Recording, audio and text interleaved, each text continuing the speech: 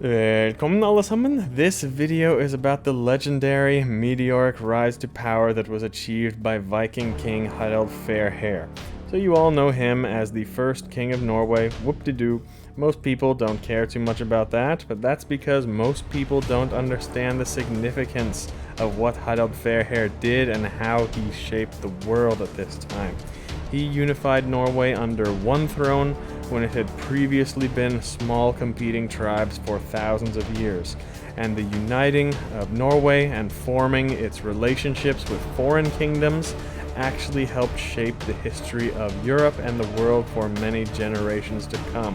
Arguably, even today, more than 1,000 years later, our world would have been very different if it weren't for Harald Fairhair. So buckle up while I take you on a tour through Norway and the first chapter of Harald Fairhair's life, where he came to power.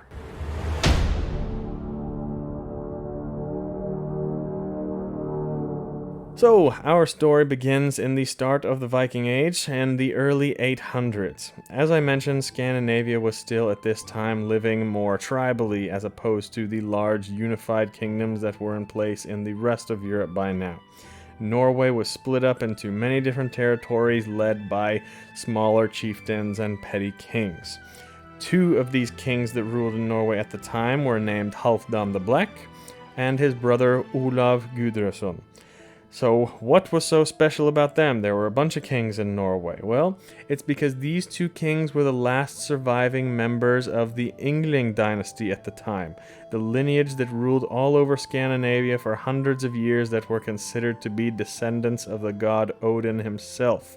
And the brothers, Olav and Halfdan, were the last two confirmed descendants. This is important to remember because there were many kings in Norway at the time, but only these two were considered to have lineage to the gods and that divine right to lead.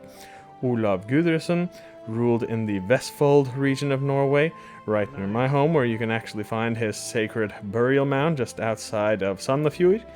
And his brother Halfdan the Black, sources are a bit conflicting where his kingdom was, but he is also attested as being a king in Vestfold, or if not Vestfold, then it was all of Viken, which includes this area of Norway here, quite a wide area. So, this is where Halfdan the Black's son would have spent his early years. That was a son named Harald Fairhair. So this is where we start our journey. This is Skiringshalvor, or as they called it in Old Norse, Skiringshalvor. And Harald Fairhair, we don't actually know where he ruled from. It would have been somewhere in Viken, which is quite a large area, but here used to be one of the main royal halls of the whole Viking Age. He definitely would have frequented this area, or his father would have, ruling from this place. So this is where the journey starts, and then we go on to Stavanger. So, lucky for you all, this area is actually home for me, and many of the farms in this exact area have been owned for my family as far back as we have records. There's not much here now, as it was abandoned in the mid-Viking Age, but at the time of Harald Fairhair, there was a great royal hall here that we think was first established by the Yngling dynasty, where various chieftains and kings ruled from.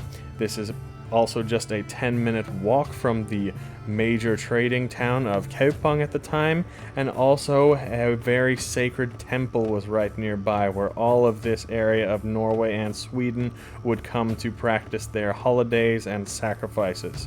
So Halfdan the Black and his young son Harald Fairhair would have spent a lot of his childhood here in the very steps that I am walking. However, after an accident of falling through the ice, the father, King Halfdan the Black, died, and his body was separated and buried in different areas of his kingdom. His head actually was buried in a burial mound around here somewhere. The throne, though, was left to his young son Harald when he was just 10 years old. He was at this point just one of many kings who ruled the different regions of Norway, nothing special, but Harald was a young boy with big ambitions. As we travel along the coast of Norway here, along to be his soon conquered lands, we have some amazing history to cover. The first significant part was the Battle of Hakadar in the year 860, just a month or two after the young Harald came to rule. He was attacked by two rival kings in an attempt to capitalize over the young new ruler and take over his kingdom.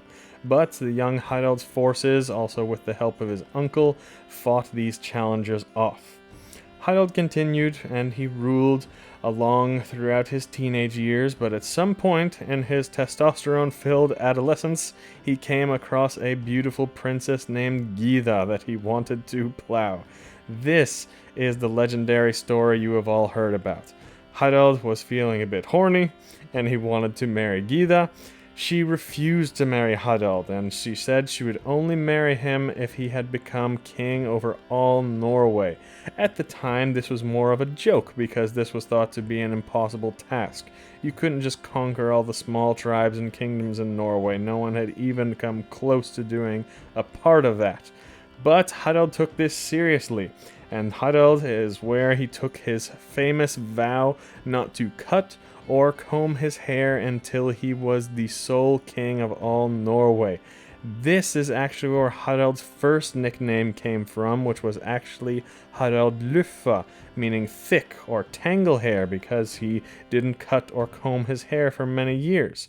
It wasn't until later in life, once he became king and cut and combed his hair, that he received the nickname Harald Fairhair, but he was originally Harald Luffa. So right after this, around Harald's late teens, early 20s, that's when a fire got lit under his ass, when his real campaign started to gain the rule over all Norway. The first major battle was the Battle of Orkdal.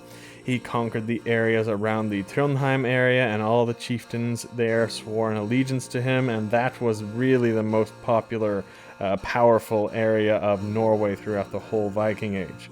He also had two battles at Solskjær. The two kings of Nordmøre and Romsdal had joined forces to stop the fleet of the young king Harald, who was sailing south, but Harald was victorious against them. And later on, two other kingdoms from the area of Sunnmøre and Firda also united to fight against Harald, and they also lost a battle to this young king. While Harald was away on these conquests, the Swedes decided to attack Harald's home kingdom of Vestfold while he was away.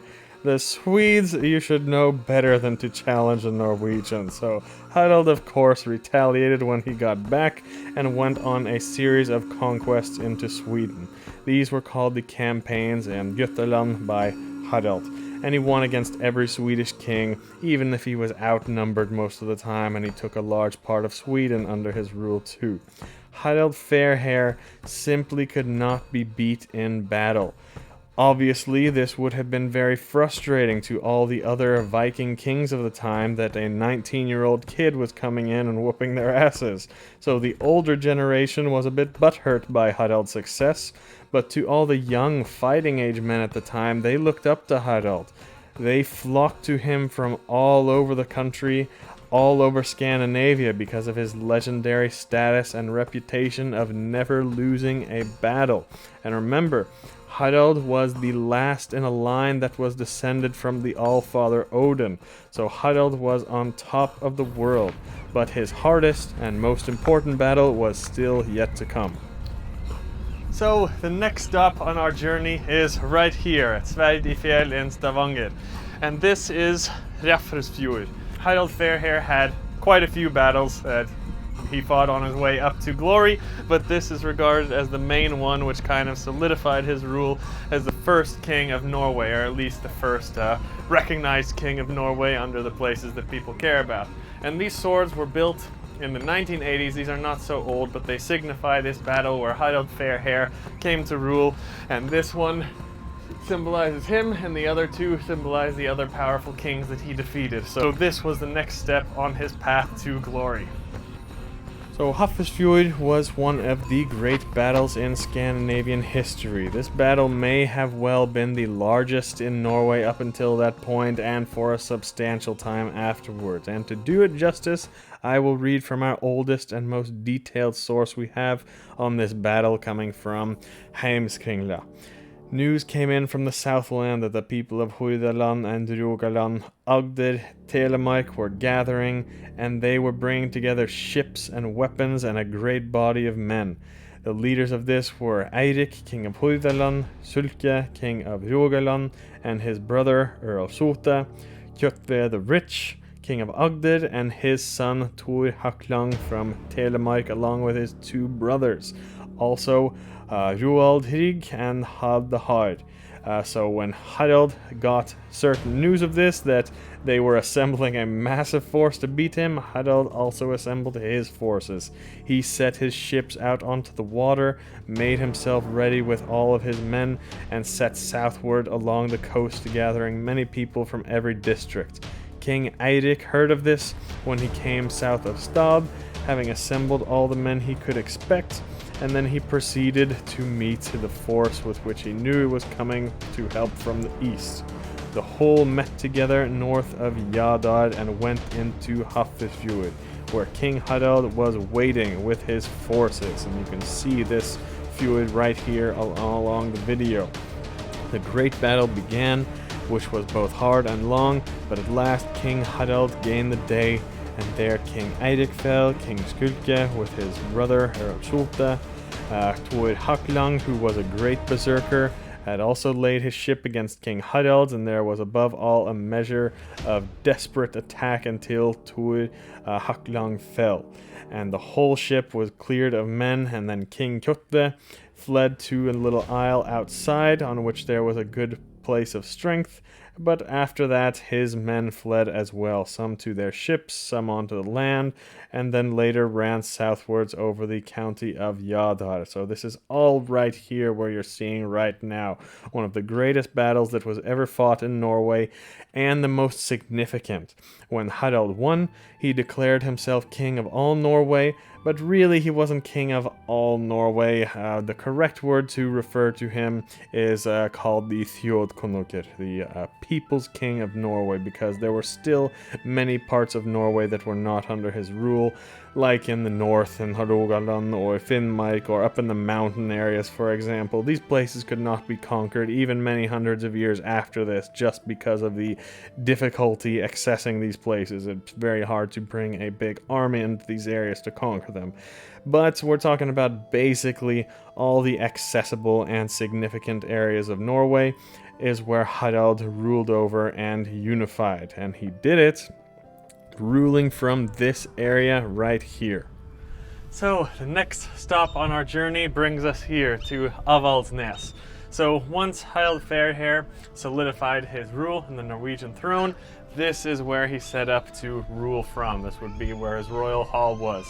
And he did this for many reasons, but one of the main one was that this narrow sea strait here, a lot of ships passed through, so any ruler that controlled this controlled a lot of the trade going further into the fjords in the west coast of Norway.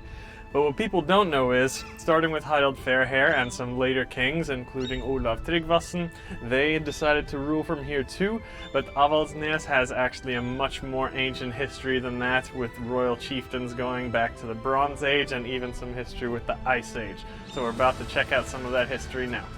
So the history of Avaldsnes is a very interesting one, going all the way back to the Stone Age actually. This was a place of great wealth and power for any chieftain ruling there. Because of its strategic location, like I mentioned, Harald decided to rule from there. Among other places, such as Alrekstad and Trondheim too, but definitely Avaldsnes was the top choice for him, and even for future kings. Descendants of Harald, such as Haakon the Good and Olav Tryggvason, also ruled from here. And what I'm showing in this video here is a full museum dedicated to Harald Fairhair, the chieftains who ruled from there before him, and the descendants and kings who ruled there after him. And by the way, Harald had many descendants. He had about 30 children, and not all from one woman, of course. No, he needed many women to bear him strong sons worthy of the throne. And remember Gyda? Yeah, the princess who wouldn't marry him when he was just a young petty king? Well, now that Harald was an all-powerful king, oh look, she comes crawling back, and Harald says, okay, You can have the D, you can still have me, but I'm not gonna marry you. You are going to be my mistress. Side chicks, my favorite. So, Harald did get married to a few other women, had many kids, and did many other great things. He annexed the Orkneys and Shetlands, which were a really bad place where a lot of bad Vikings raided from. Harald traveled to England, amongst other places, and actually made friends with these places too. He was great friends with King Athelstan of England. His son Eric Bloodaxe was actually a king in Northumbria in England. And so many other of Harald's descendants went on to do great things and help form European history as we all know it today. And here, finishing our journey, we have Haraldshaugen. So this is where we think he was buried. He lived a long, healthy age. He died in his 80s, and of course did all the great things that we hear about. Fought many more battles, some of them good, some of them bad, and he did some bad things too, not gonna lie, but he overall had a great life, and this is where he was buried, finishing off our journey. But in this video, all we did was speak about his journey to the rule, but there is much more history coming on the next one. Vi ses nästa gång.